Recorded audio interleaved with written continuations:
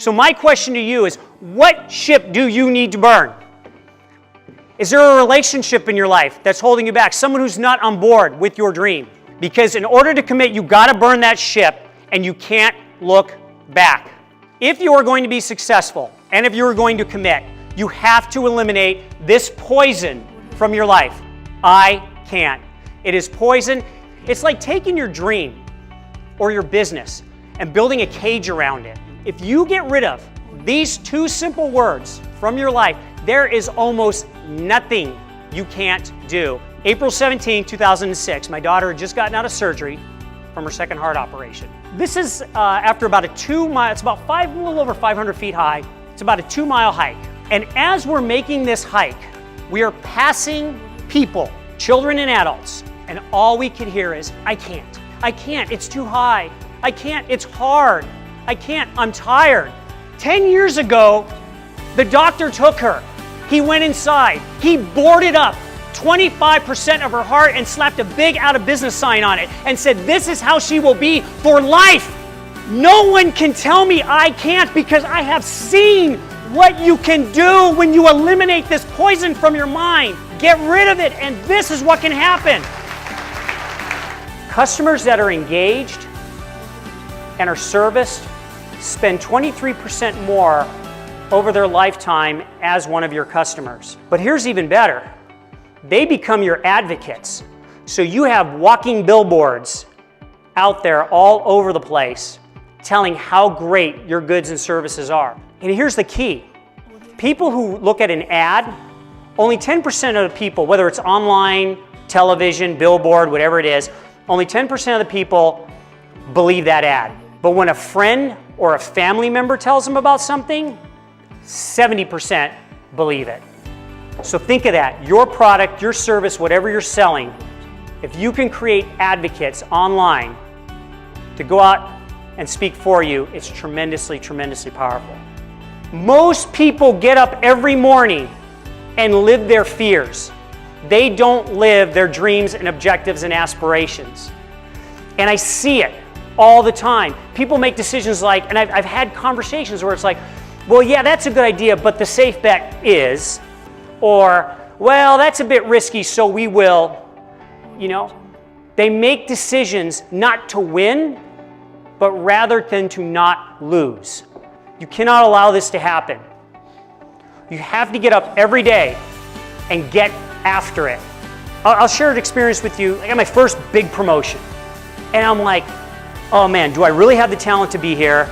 Am I going to be successful? Are they going to listen to me? Do I have what it takes? I don't think so. Oh my God, I'm an imposter. They're going to find me out. I'm going to get fired. My family and I are going to live in a tent under a bridge. And so rather than just saying, well, I'm going to confront my fears, because that often doesn't work out, build a plan. In my case, with finances. I just wanted to understand what the terms meant. So I got with a finance person. I'm like, hey, here's the things I keep hearing about in meetings. What do these terms mean? Okay, got it. Then once I got proficient at that, I'm like, can you teach me how to do some of these calculations? And then I learned that.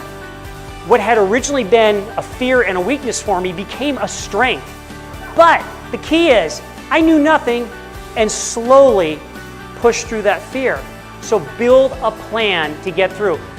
Life is going to continue to present you with a series of doors in the forms of your fears. And you can just look at the door and walk away, or you could try the handle and see if there's an easy way in, or you can build a plan to open that door. When in business, or in life for that matter, if you are confronted with this decision between action and inaction, it is always better to do something than nothing. Always take action. And if you don't know what action to take the boldest action you can, because it's still better than doing nothing. Caesar said, fortune favors the bold. And I love that term because it's so true.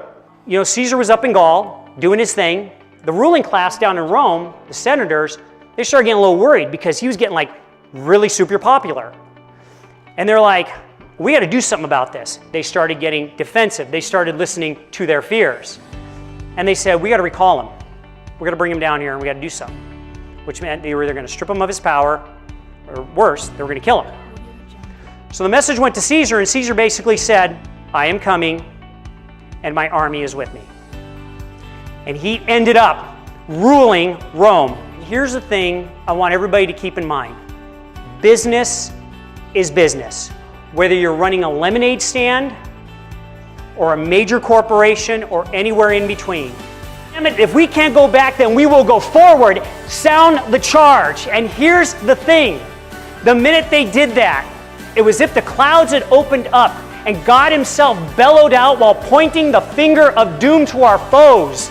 And he wrote about how people charged from the hospital tent with bandages, grabbing anything they could to get into the battle. That the cooks were running from the mess tents with frying pans to get into the battle. But most importantly, the enemy heard the charge and they said, we know he never retreats. What were we thinking?